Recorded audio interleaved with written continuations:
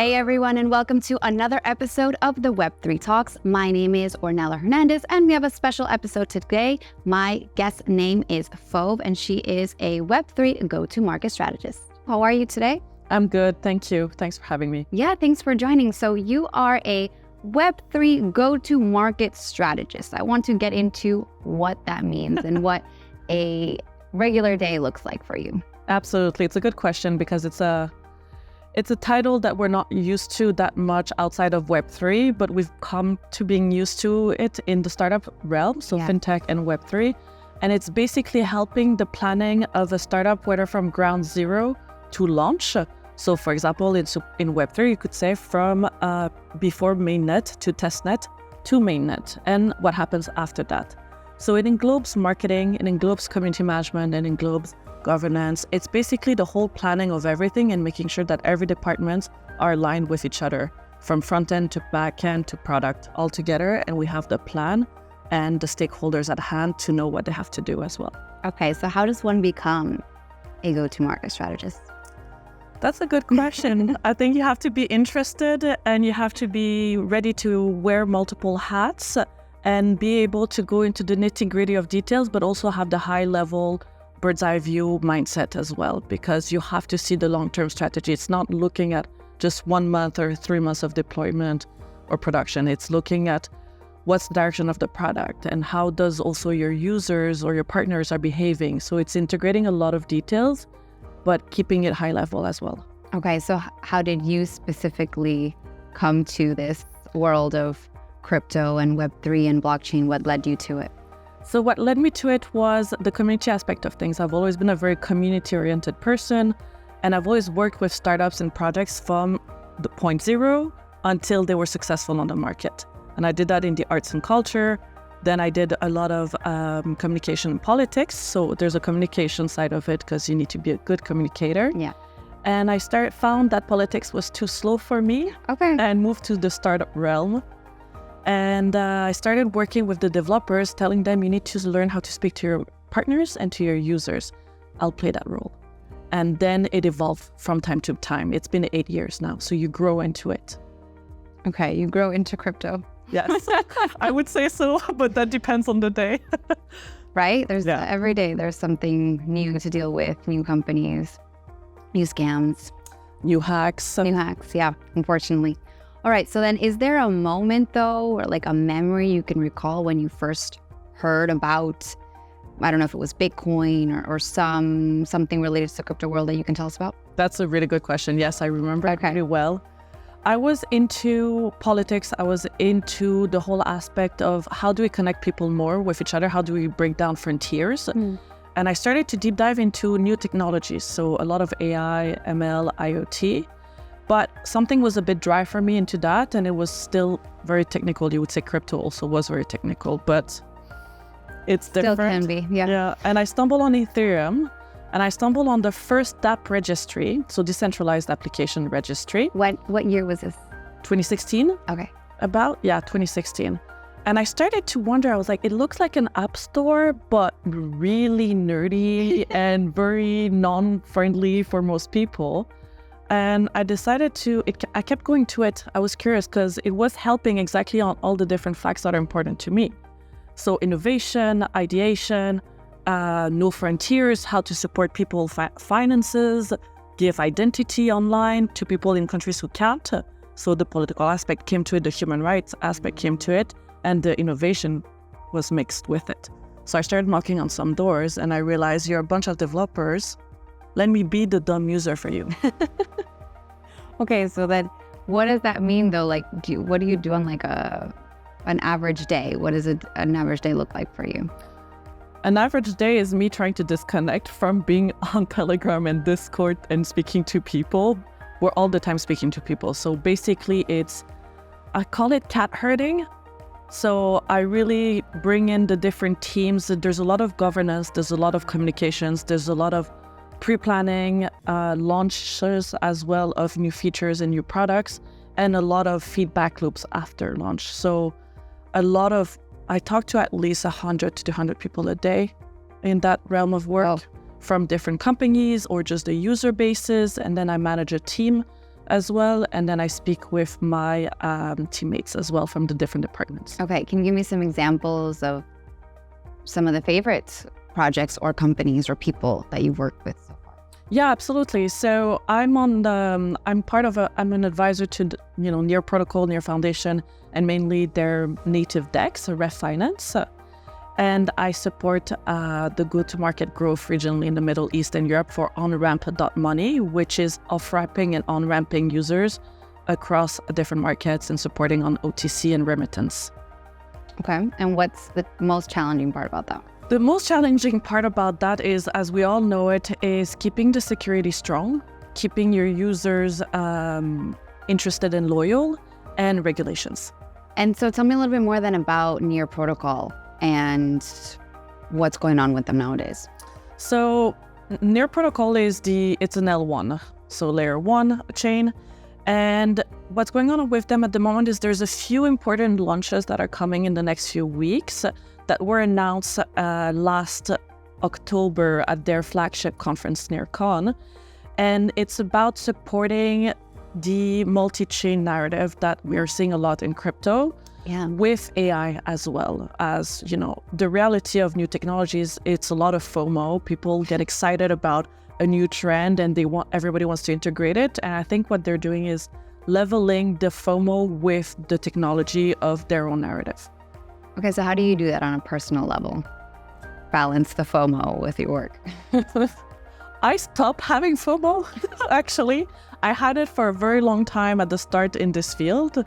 And I had one of my mentors in the field who's a CTO and big data cybersecurity guy. I had asked him, do you not have FOMO? I couldn't understand how he never had it, and I had it all the time, and I would get anxious, I wouldn't sleep, and I would trade, and I would want to be at every single conference. And he said, there's a point in time where you simply focus on what is really important to you or what you're really building. There's a level, he's like, it's important to have that FOMO at the beginning to gather all the intel, to get educated. Then you start to filter through. Know when it's the time for you to filter through if you want to keep growing as a person and in your skill set. Okay, so what is important to Fauve at this moment, January 31st, 2024, in terms of is it decentralization? Is it the multi-chain world? Is it NFTs? What are you most passionate about in this industry? Good question. I'm passionate about how do we bring back, I would say, the narrative that crypto had in 2016, 2017, 2018, that we lost when there was a big boom, when it became mainstream, so to speak, yet it's not fully mainstream, but way more than it was, into building for users, not just building for a pump and dump and we make money. And we're all excited because every trader with Instagram and TikTok where everybody tells you you can be rich in 24 hours. No, we need to stop with this because we're never going to have trust and we're never going to talk with governments and banks and bring in more users. So I'm really passionate about how do we find that conversation to bring the different types of user personas that we need to actually have that technology expand. Okay, and what do you think that's going to take then? What baby steps can we I have a lot of very anarchist crypto friends and they're going to hate me for it. Tell me. We need to learn to speak with the governments and the regulators and the governmental agencies and the banks. And it's a different dialogue. It's communication. And communication is important with whoever you're talking to. You know this better than I do. Right? And, if you speak to a user who's a trader, you're going to speak to them in a different way, or a degen in crypto, or a partner that like Fireblocks, for example, that works with very crypto companies and with banks. They're a bit doing that at the moment, that bridge. We need to learn that there's different modes of communications and tones. And then we'll be able to onboard more people, I believe so. Okay. No, I agree with you. There needs to be maybe more bridges between all the different entities. Mm-hmm. So tell me a little bit more then about, would you consider yourself maybe a bridge in communication between startups and investors, or, the people starting, the founders and investors? Yeah. It's good that you bring this point because it's something I am truly passionate about. And I always make the joke to everybody who's spoken to me is that I'm the bridge, it's a pun intended, in our field because we're all talking about bridges between the chains. Yeah. I'm that, but between users and products and users, or partners and the products and so forth, it's a communication pipeline and it's a feedback loop at all times, and it creates trust, right? So what I like to do is that I create trust. And as you mentioned, startups and investors and startups, there is something that they each lack a data point set to be able to communicate to one another to then have the right conversation. And so there's a disconnect there. A strong disconnect. Okay, can you go into that a little bit more? 100%. There's a strong disconnect because, for example, I worked on both sides of it. And therefore, from having worked on both sides of it, now came in as a bridge, obviously. Because there's value in that disconnect that needs to be brought. It's a niche. So founders will reach out to investors, but they may be pre-seed or seed, and they'll do a mass outreach, which is normal. You're throwing a bunch of fishing lines. You want to have the most numbers. But the thing is, think about it. How many founders are doing the same thing as you to investors? What happens? It decreases your chance of even being read, and you go into the pile of not interested because the quick line was you didn't flash or you didn't present yourself exactly how that investor needed the information and the data points to say, okay, I'll look into you. Investors, on the other side, have a disconnect on their expectations of the founders and the startups, and what they see, they have a checkpoint list, and if they don't fulfill that checkpoint list, they don't even look at them. But the thing is, it might be that founder didn't know how to forgot one detail that made him lose the chance, but yet you have a unicorn right there that you just passed on. So what I'm trying to do, or what I'm doing actually with my own company, is that we gather data points of both sides, and we do matchmaking, basically, okay. But only, you can call it matchmaking, but only with who is relevant. So we create trust, there's due diligence on both sides. An investor is looking to invest 500K, pre-seed seed is looking for 500K specifically for a cross-string bridge. Okay, you've already been filtered. We give you back time and we have created that trust. Okay, oh, that's super interesting. And then what have you found to be like the most exciting part about that? Or the worst part about that? About the founders and startups? Well, about your role specifically when it comes to bridging those two camps. Patience. Okay. Summed up in one word, patience. It's beautiful. I love it. It's like a double-edged sword. You love it, but it has its other side. I love talking to everybody. I love the types of profiles and people I get to meet from different cultural backgrounds, from all around the world, from different mindsets and behaviors. You learn a lot, you discover a lot. And you get to learn about yourself a lot as well in those types of interactions. Yeah. But then you have to manage these types of personalities as well. Okay. You have to manage their patience, their impatience. People communicate differently. So as you know, you have to be really good at asking questions or asking the same question in a different way all the time. And how would you describe crypto company or crypto startup founders if you're comparing them to other tech founders? Is there a specific personality or persona? There is. So I would say I've talked about it. It's funny. This question makes me laugh because it's something that comes up a lot with people in crypto who've been in crypto for a long time versus people who've been in crypto for the past 3 years. We have a very different perception of the founders in the field.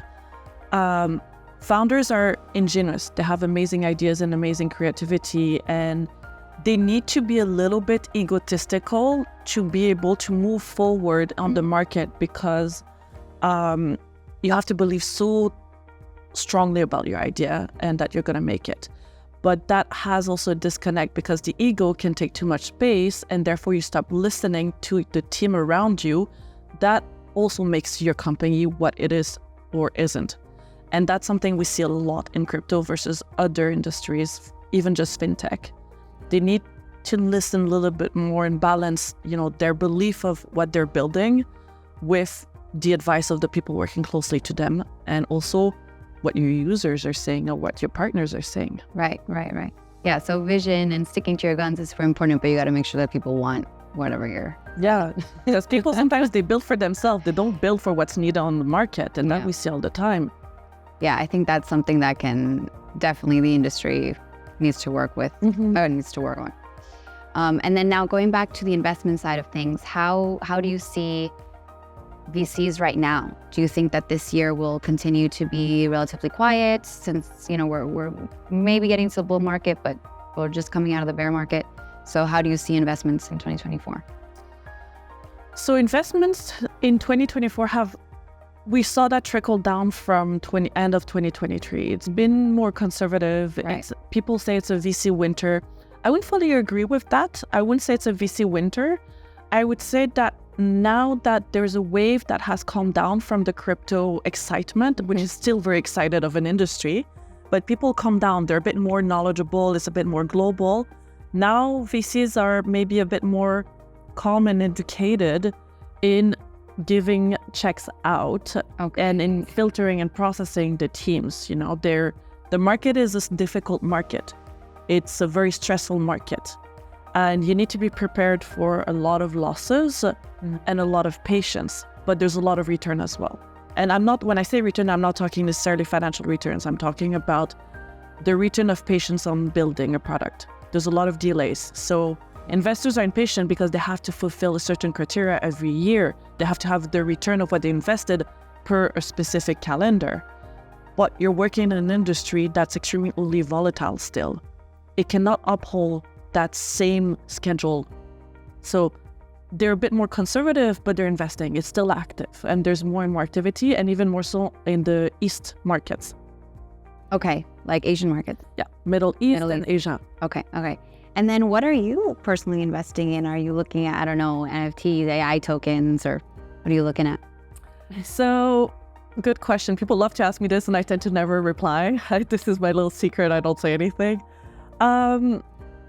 I invest in new NFT projects from my friends and so forth. I have a lot of artist friends that we've onboarded into crypto, and just to support kind of their launches, I typically invest in the new ones. And then obviously diversify your portfolio, make it stable and unstable. If you have the time to track your unstable ones, if you don't have the time, ideal. Go stable and forget about it because we don't have time in crypto. Yeah. I would say that's the focus. Obviously, loved one by everyone is Damien Hirst, but for artist buffs and NFT buffs, I would say have a look. But that's just really because I love his art. Okay, amazing. And now just a few more questions. I wanted to ask your take on how you add a more human element or human touch to this world through your work, through the people that you advise or come in contact with.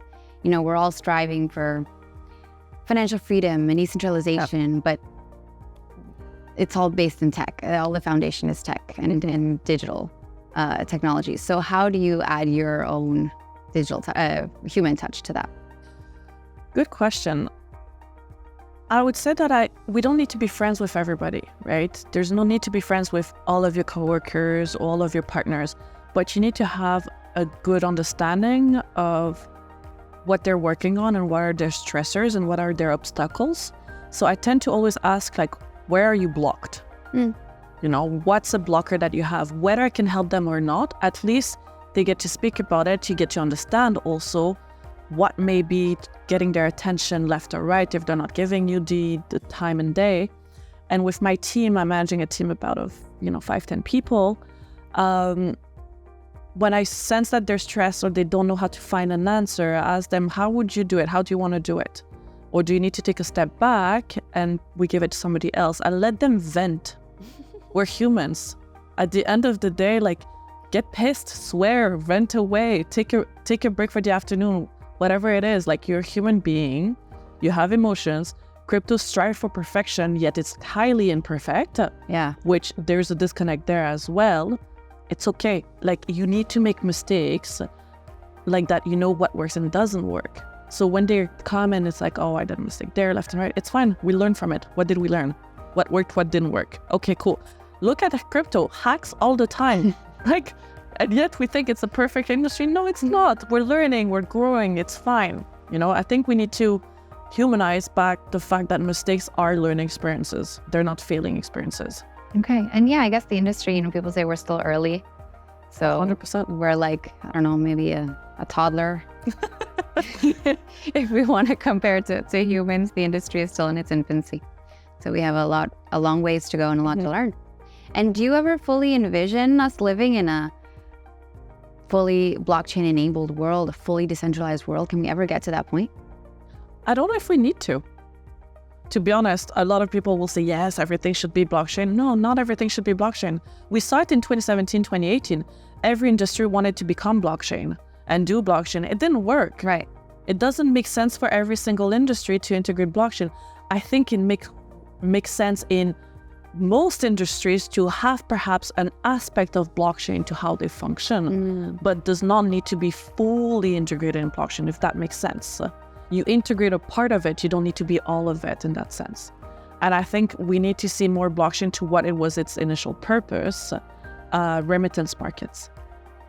Okay. Which we stopped looking at, and it's finally coming back. Yeah, that is a big use case that we should look into more. All right, Fauve. So what's the best way for someone to get in touch with you, or to learn more about you and to work with you? 100%, thank you. LinkedIn, Fauve Altman, pretty straightforward. I'm highly communicative, as you've heard me throughout today. And if not on Twitter, I have a very Twitter crypto name, which is Control-Alt-F. I had to play with my dev friends, obviously, but Fauve Altman, you'll always find me easily. Okay. You don't happen to be related to Sam Altman? That's a question a lot of people ask, and I'll let people wonder on the answer. Okay, all right. We'll end it there. Thank you so much for your time today, Fauve. Thank you so much for having me, Ornella. And everyone, please go reach out to Fauve if you have any questions or would like to collaborate with her. And make sure to check out other episodes of the Web3 Talks. Until next time, guys.